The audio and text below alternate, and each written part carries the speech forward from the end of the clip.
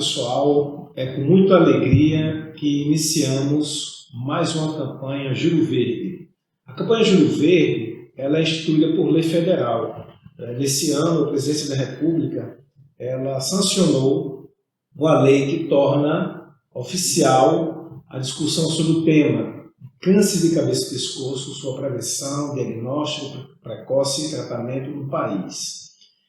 Aqui na Liga Norte-Rio-Grandense contra o Câncer, nós fazemos isso já há alguns anos e nesse momento nós temos o prazer de iniciar aqui uma conversa para que as pessoas possam ter dúvidas, possam se informar e nos procurar depois também sobre questões que são muito importantes, que são câncer de boca, de garganta e de cordas vocais.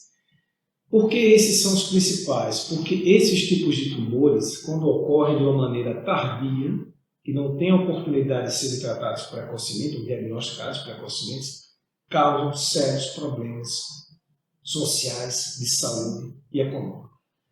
É desastroso quando o diagnóstico é feito tardiamente. Então, é por isso que hoje aqui ao lado da fonoaudióloga Carla Afonso, o Dr. Edmar Moura, que é diretor da Liga, nós vamos conversar em radioterapeuta, nós vamos conversar sobre esses temas que são de grande importância para que as pessoas saibam como podem detectar precocemente, se encaminhar, se conduzir, a quem se dirigir quando estão frente a essas situações. Então aqui a gente vai iniciar fazendo algumas perguntas que provavelmente uma pessoa, ao chegar diante de um familiar, de um médico, gostaria de perguntar. Por exemplo, toda a África no câncer, quando devo me preocupar sobre isso? Então, assim, a gente sabe que algumas lesões, algumas feridas na boca, né, quando elas ultrapassam o período de 30 dias, quando não cicatrizam, é um sinal de alerta.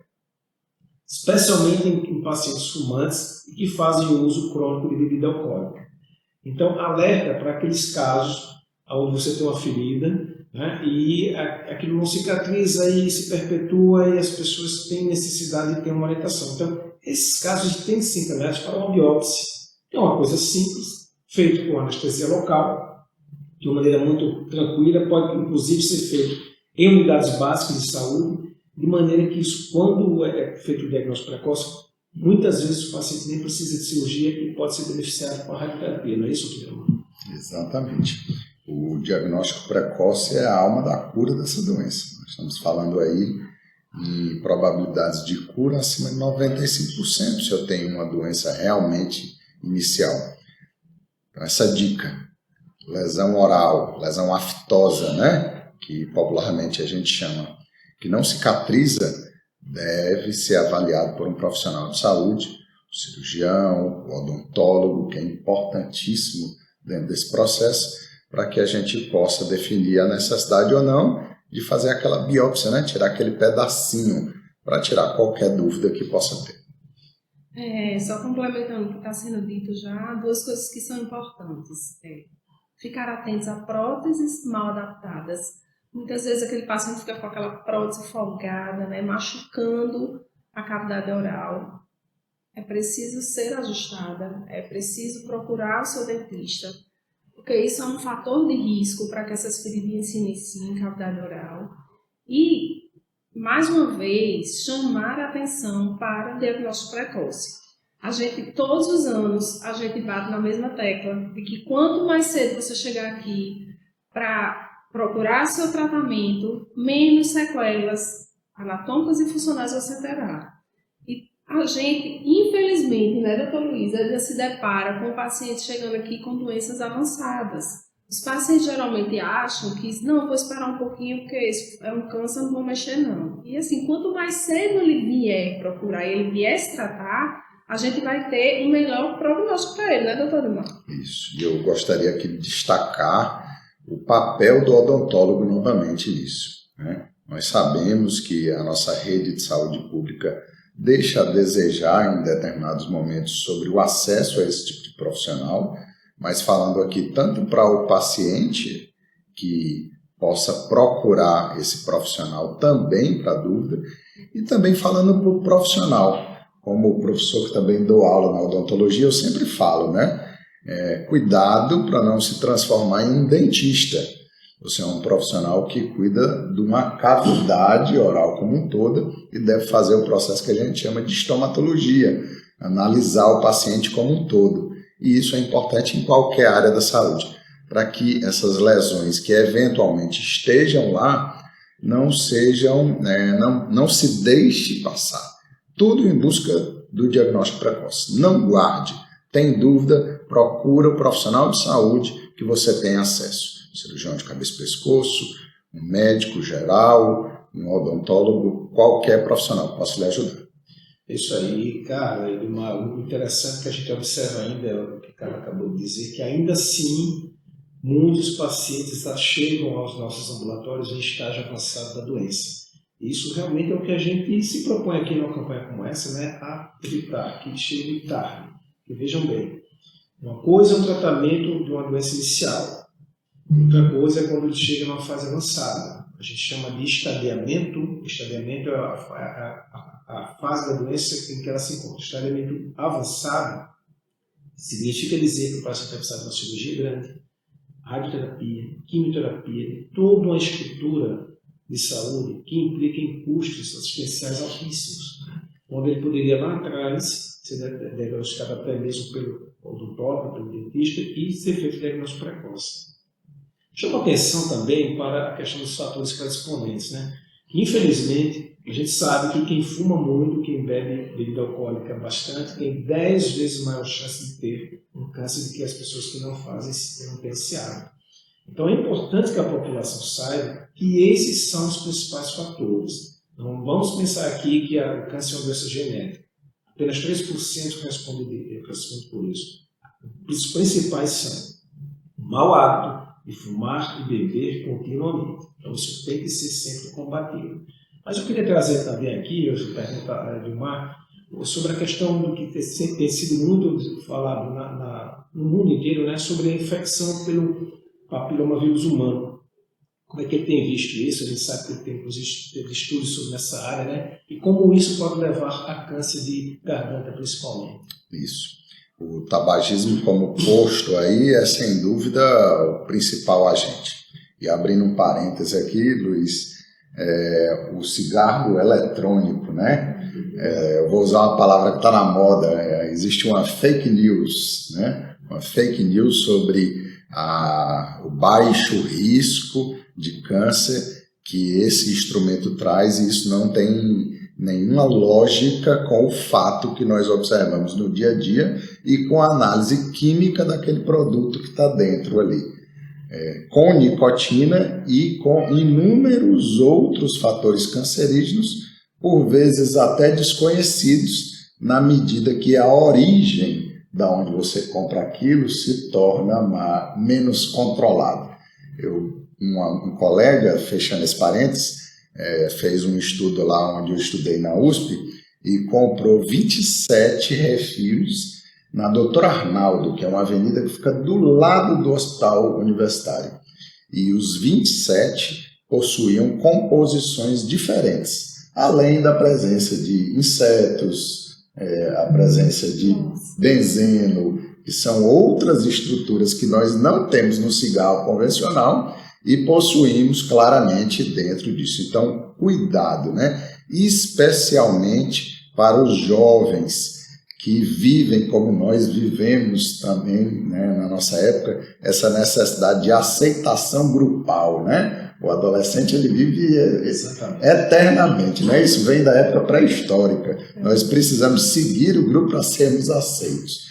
Mas a minha recomendação é que não siga essa ação, porque o cigarro eletrônico está acabando com as chances desses jovens não terem câncer tão precoce como estão tendo.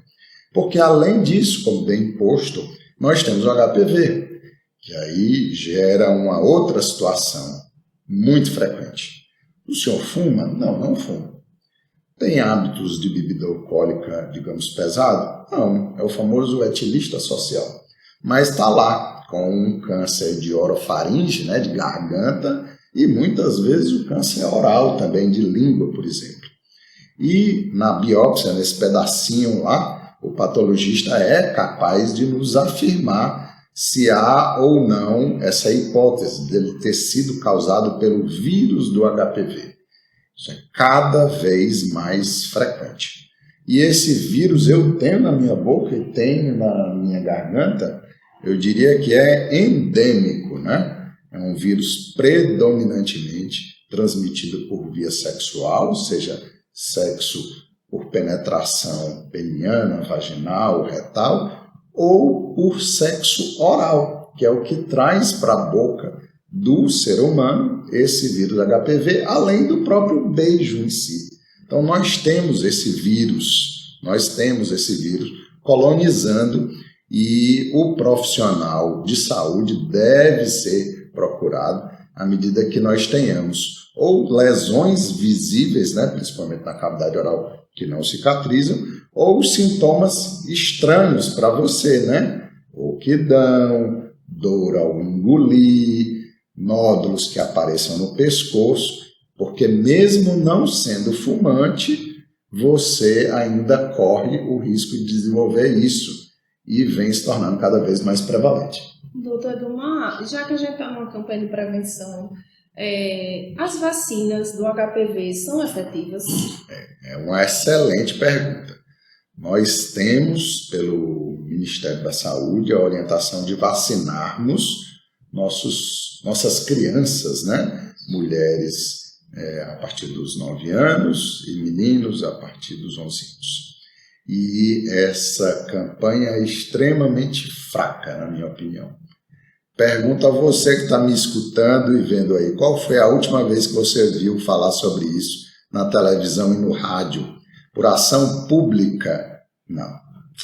E lá no início, eu ainda lembro de uma lenda urbana, que é outro movimento natural do ser humano, criado assim, se você vacinar contra o HPV, vai dar neuropatia periférica, tal criança parou até de andar. E o que é que está por trás desse cenário?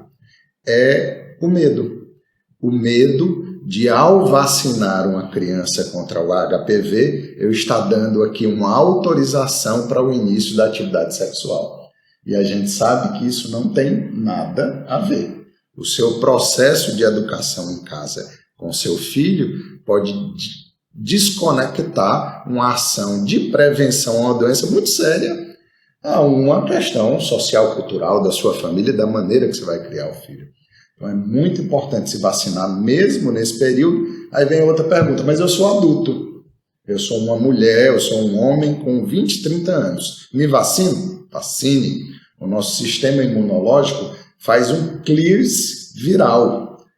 Não é o vírus HPV que eu me contactei quando namorei com a Maria lá aos 18 anos que vai me fazer ter câncer aos 38. Muito provavelmente eu fui me reinfectando ao longo do tempo, só que o meu sistema imunológico, à medida que a idade vai aumentando, ele vai enfraquecendo. Aí chega uma hora que a doença se torna capaz de causar doença. Então eu ainda consigo, com a vacinação, contribuir, proteger para que isso não ocorra. Isso aí, pessoal. Vocês vejam que como é dinâmico todo esse assunto, né? Antigamente se falava muito só em fumo, em algo que está aí, deu duas grandes transformações bem atualizadas sobre o cigarro eletrônico, sobre o HPV, e isso tudo a gente tem que estar muito atento. Doutor Luiz, então eu aproveito, já que vocês falaram aí dos fatores de risco, eu queria perguntar para ambos, né? Estamos com um paciente com diagnóstico positivo de câncer de cavidade oral e eu gostaria que vocês me falassem um pouquinho de que tratamentos esses pacientes poderiam ser submetidos. Então, quanto mais cedo nós diagnosticamos, melhor aquela questão do estadiamento. Né? Numa fase mais inicial, nós vamos encontrar, e com o tratamento cirúrgico, nós podemos debelar a doença sem que a gente resulte em sequelas. Né? Sequelas, quando eu falo, é perda de parte de todo o órgão. Imagina um câncer de língua, né? Onde você tem que tirar uma parte da língua, não é nada agradável. Né?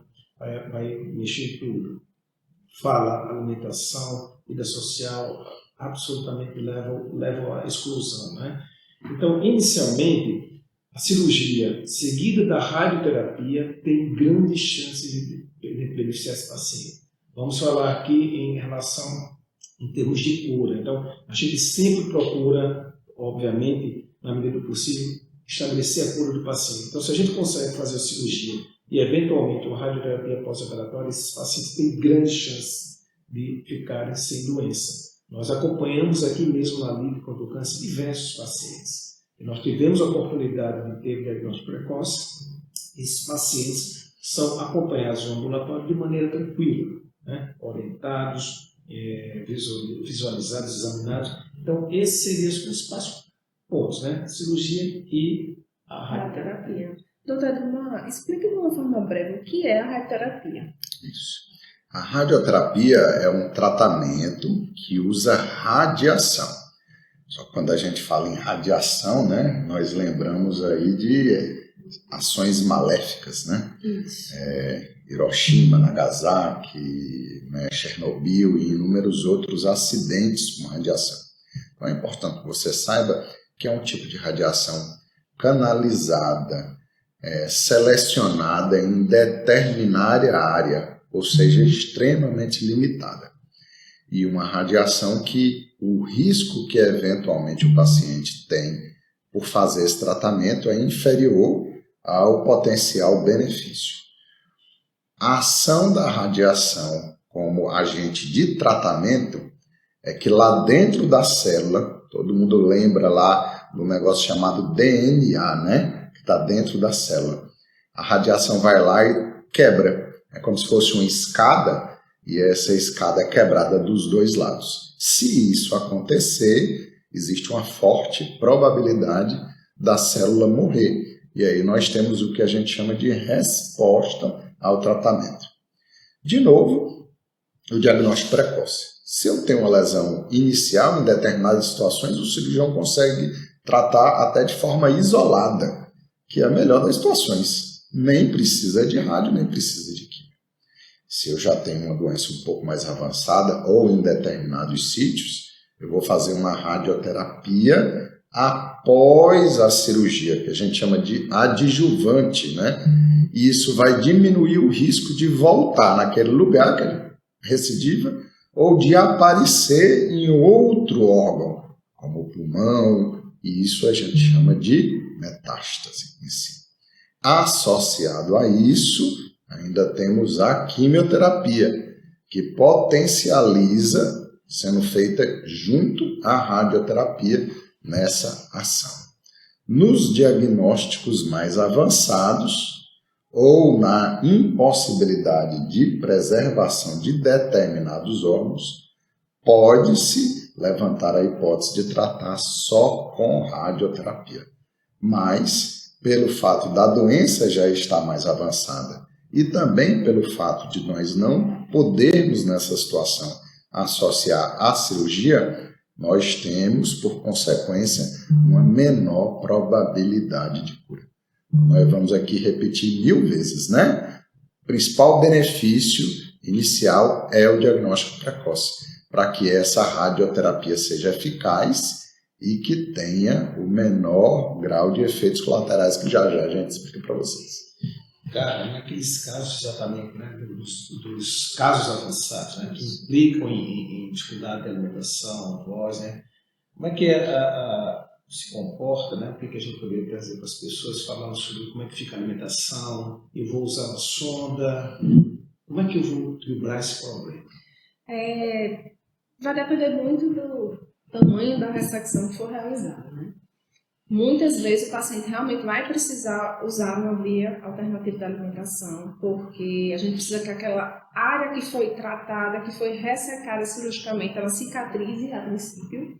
E quando essa cicatrização ocorre, a gente começa a viabilizar a via oral. E a área afetada vai depender do quanto for preciso ser retirado de estrutura. Muitas vezes a gente precisa entrar com manobras para compensar, manobras para proteger essa via aérea durante a deglutição. A gente vai precisar adequar os órgãos como articulatórios, enquanto mobilidade, tônus. E algumas vezes vai ser necessário, doutor Luiz, o uso de uma prótese obturadora, dependendo da região. Por exemplo, palato. Se a gente tira uma grande extensão, a gente precisa realmente usar uma prótese para auxiliar esse paciente para deglutir e para falar. Porque fica aquela fala muito anasalada. Então, assim, quanto mais área a gente precisa ressecar, maior vai ser o impacto funcional que esse paciente vai ter.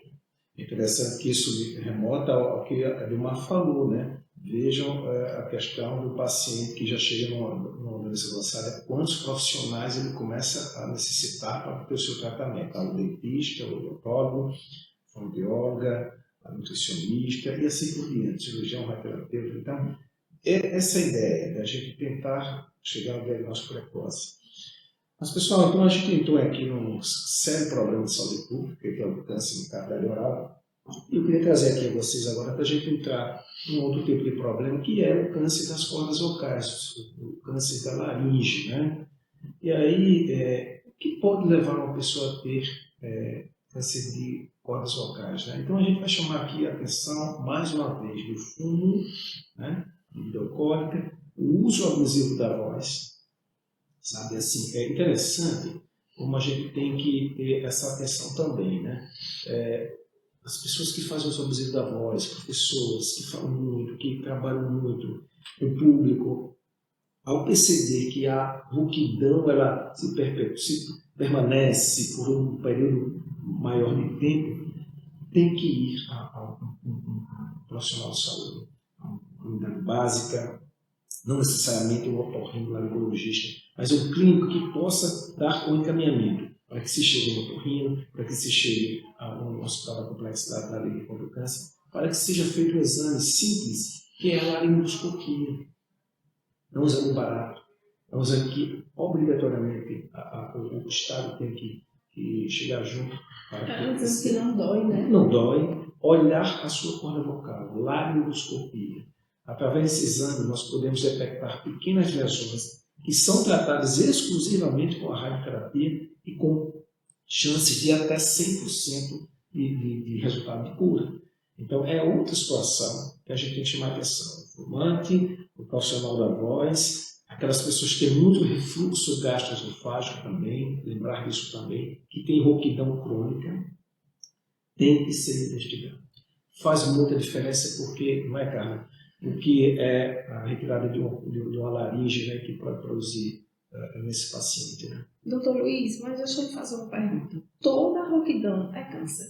Não necessariamente. Né? A gente está aqui falando daquelas rouquidões que são vistas em pacientes fumantes que fazem uso abusivo da voz, que isso persiste por mais de 30, 60 dias. Então, tem que ser feito pelo menos a laringoscopia. Obviamente, a maioria das pessoas tem grande chance de não ser, né? Mas se você detectar um paciente, vamos lá, ideia que você examina, que tem possibilidade de ser acometido por uma agressão inicial, até pré-cancerosa, a gente tem condição de tratá-lo. Nós temos pacientes aqui na Liga que a gente acompanha há 20, 30 anos, alguns até são avós, e estão curados exclusivamente com radioterapia. Então, né, Dilma, eu não sei se você tem visto na sua prática, mas quando o diagnóstico é feito precocemente, o negócio é outro. Essa pergunta que Carla fez, um aluno me fez essa semana, né? E eu gosto de dar aula sempre com um pouquinho de brincadeira para poder quebrar o clima, né? Eu falei, olha, meu amigo, no sábado, que é amanhã, eu vou para um São João. E eu com certeza vou cantar muito, porque eu adoro São João. E no domingo eu estarei rouco. Eu tenho câncer? Não. Mas o senhor da medicina, o senhor da saúde, chama-se tempo.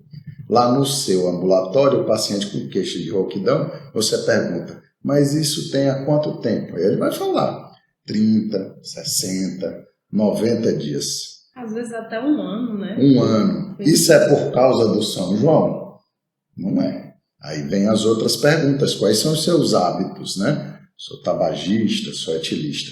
Isso necessariamente, né? Necessariamente precisa ser seguido de uma indicação de investigação.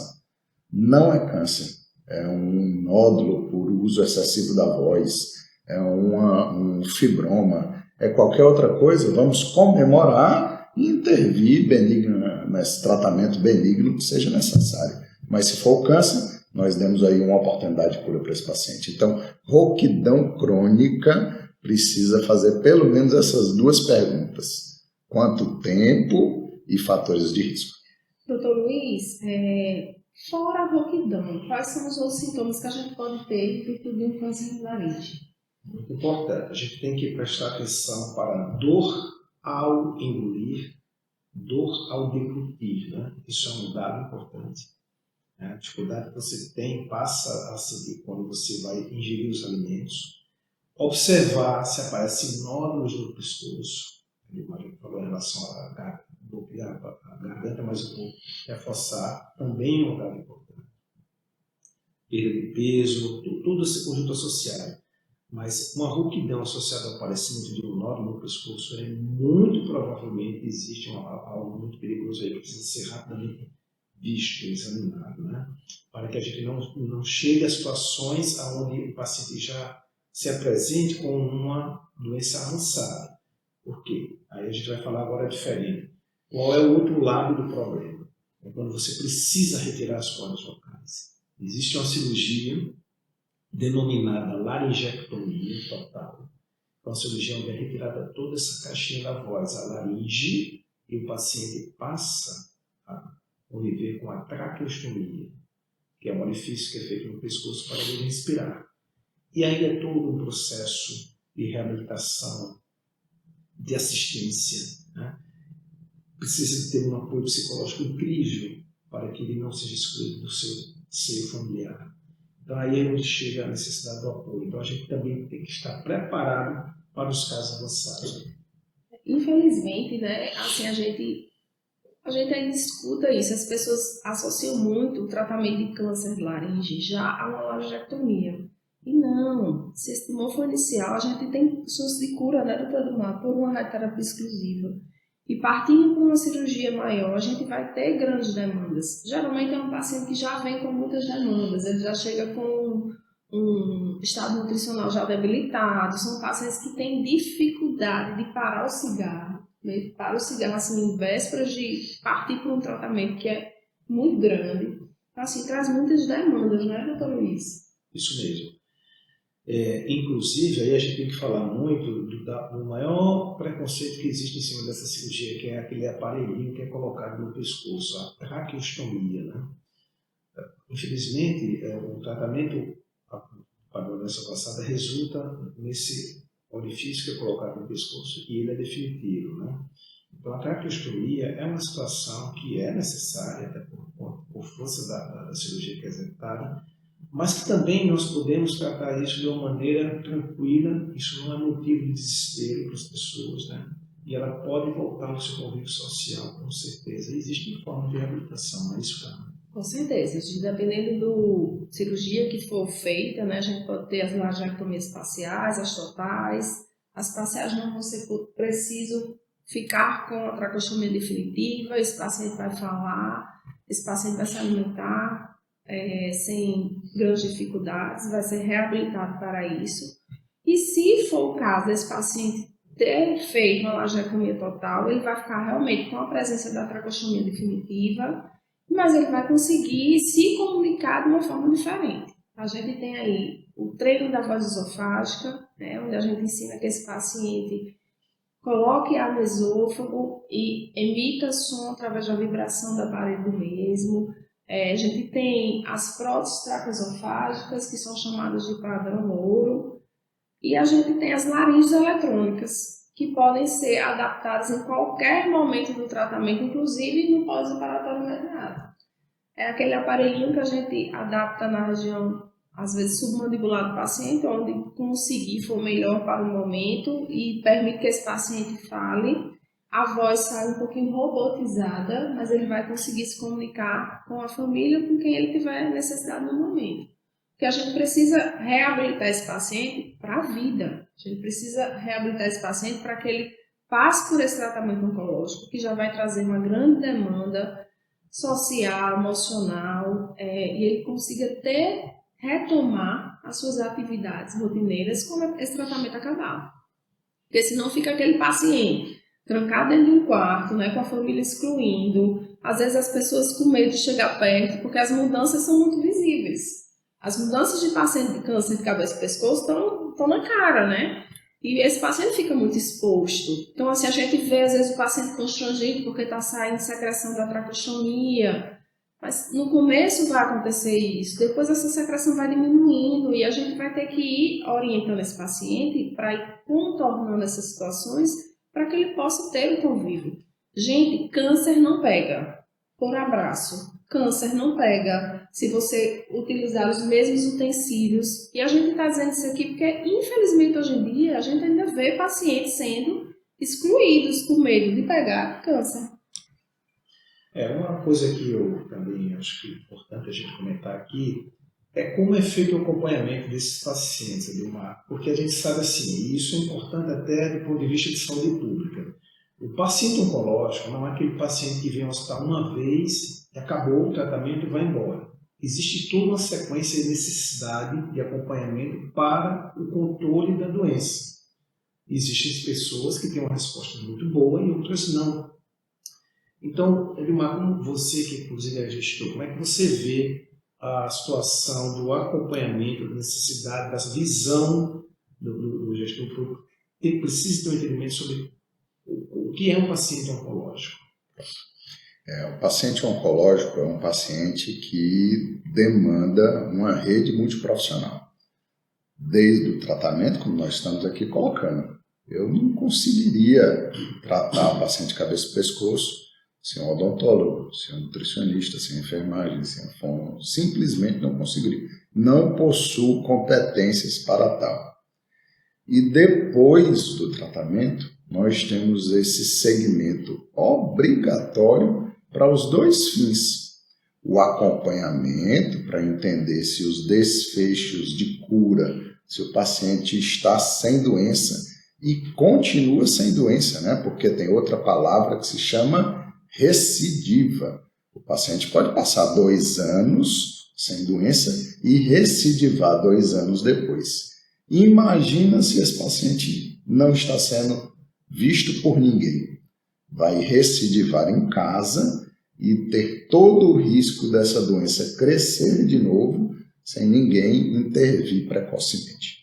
O outro papel do segmento é a reabilitação social e adaptação das sequelas oriundas da doença e do tratamento. Por exemplo, quando nós irradiamos a cavidade oral, o padrão da saliva e a saúde do dente está modificada por toda a existência daquele paciente. Então, um odontólogo precisa acompanhar isso. Se eu irradio a musculatura, a estrutura cervical, todo o processo de deglutição e fala estarão alterados. O profissional fonoaudiólogo precisa acompanhar isso. Puxando para a sua pergunta de saúde pública e de gestão, nós precisamos mudar essa relação, porque para o sistema público de saúde, ele acredita que o papel remuneratório acaba naquele último dia da cirurgia, naquele último dia da radioterapia ou naquele último dia de uma quimioterapia. E como nós estamos vendo aqui, de maneira nenhuma. Qual é a realidade remuneratória a partir do final do tratamento? Consultas na casa de R$7 a R$12 para alguns, não para todos esses profissionais que eu aqui estou falando.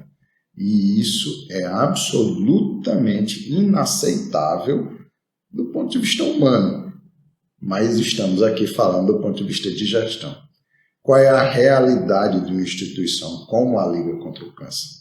Por filosofia, por método, por raiz, toda essa equipe vai estar disponível para o paciente.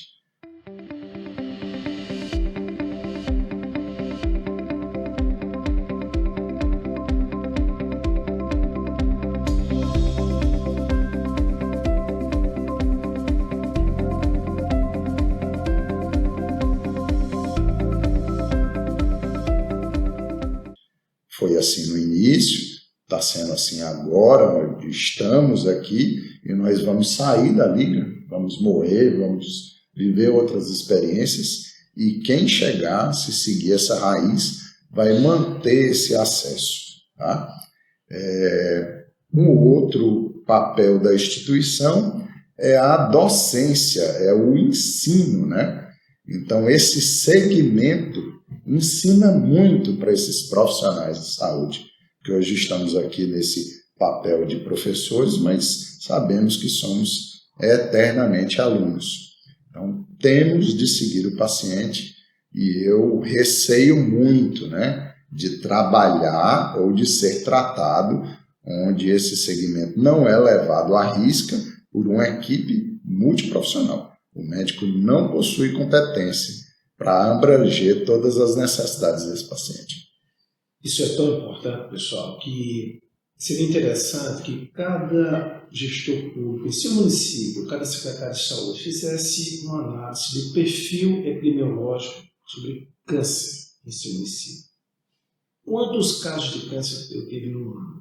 Até para fazer um planejamento orçamentário, saber como eu vou investir ali e fazer esse plano de trabalho. Não é fácil. A gente precisa investir em prevenção, educação e assistência. Câncer é uma doença frequente, é um problema de saúde pública. Uma das doenças que mais matam no mundo. Então, daí porque existem campanhas como essa. Né? Então, a gente está falando do Júlio Verde, aí vocês sabem que existe o Outubro Rosa, o Novembro Azul, o Próximo da Mama, e assim por diante. Então, qual é a nossa função aqui? Juntos, nos unirmos, para que a gente leve informação, alerte para a possibilidade de que isso esteja acontecendo. E para nós, queremos passar para vocês, aí já caminhando aqui para as nossas considerações finais, que da nossa parte espere dedicação, investimento em pesquisa, em ensino e muito amor no que a gente faz. Assim, há um desprendimento, aí cabe a cada um, nós aqui, vocês aí, em ter dedicação, entrega em fazer o melhor por nós mesmos, né? Pelos pacientes. É assim que eu acho que o encaminhamento tem que ser em campanha dessa natureza. Cara, Edmar, vamos para as nossas considerações finais para que a gente possa, então, concluir essa webinar de maneira satisfatória com nossos ouvintes. A gente agradece por essa oportunidade e a gente reforça a importância desse diagnóstico precoce, dessa atenção integral ao paciente oncológico. E a gente vai estar sempre à disposição para tirar dúvidas, para recebê-los aqui, né, na nossa casa, na nossa instituição. Sempre que vocês tiverem demanda, nós somos super acessíveis, né, doutor Edmar? Encaminharemos para os devidos tratamentos que forem necessários e daremos esse suporte realmente. A Liga tem um diferencial de todas as instituições, que é realmente esse acompanhamento multiprofissional e que faz toda a diferença na reabilitação desse paciente. Isso aí. Eu vou começar por onde o Luiz terminou. É muito amor envolvido, viu? Grande parte dos profissionais que aqui estão poderiam ter outras escolhas na vida e tenho certeza que teriam sucesso nas suas empreitadas. Mas nós estamos aqui, porque tem muito amor envolvido. Segundo, vou puxar aqui o que o Carla colocou, disponibilidade. Eu brinco que a gente mora aqui e dorme em casa, né? De vez em quando dá uma olhada, trocar roupa, para poder no outro dia voltar limpinho. Então, nós estamos aqui disponíveis para os pacientes, os profissionais e também para os gestores de saúde. Inúmeras conexões entre a instituição e secretarias constroem soluções que trazem benefícios mútuos ao envolvido. Eu não tenho nenhuma pretensão política, mas se dinheiro eu tivesse para investir em uma comunidade no tópico oncologia, uma grande fração desse dinheiro iria para a educação. Eu garanto, né, que nos meus ambulatórios tem uma frequência enorme de pacientes que vivem situações que não necessariamente precisariam estar vivendo se determinadas informações realmente trabalhadas para a realidade de entendimento daquela pessoa porque a gente precisa saber o que fala e para quem fala e como fala. Isso tem capacidade de mudar. Vou dar só um exemplo que eu estou tentando trabalhar com os meus alunos jovens, né? Quando eu era boyzinho, foi falado que não fume, porque senão vai acontecer uma coisa ruim para você. E o meu perfil, né, o perfil da minha idade era, estou com medo, então eu não vou fumar. O perfil hoje de 20, 30 anos é absolutamente diferente. Dentro das minhas brincadeiras de docência, é assim, né? Olha aqui a carteira de cigarro que tem impotência sexual. Aí ele olha e pede para trocar pelaquela que dá câncer, porque a da impotência ele não quer fumar. Ou seja, nós precisamos aprofundar em uma análise social desses nossos jovens para entender como intervir no processo educacional. Porque bater no peito e dizer, vocês são muito diferentes, lógico que são, né? Nós éramos diferentes dos pais. O trabalho de saúde pública envolve um pouco de sociologia, antropologia, para que a gente intervenha e mude. E a Liga também está disponível para você que toma decisões em seus municípios para construir. Nós não temos todas as soluções, mas estamos disponíveis. É isso então. Então a gente chega ao fim essa webinar sobre câncer de cabeça e pescoço, né? Dentro dessa campanha chamada Júlio Verde. Esperamos ter contribuído para informá-los e nos colocamos à disposição aqui na Liga Portuguesa. Muito obrigado.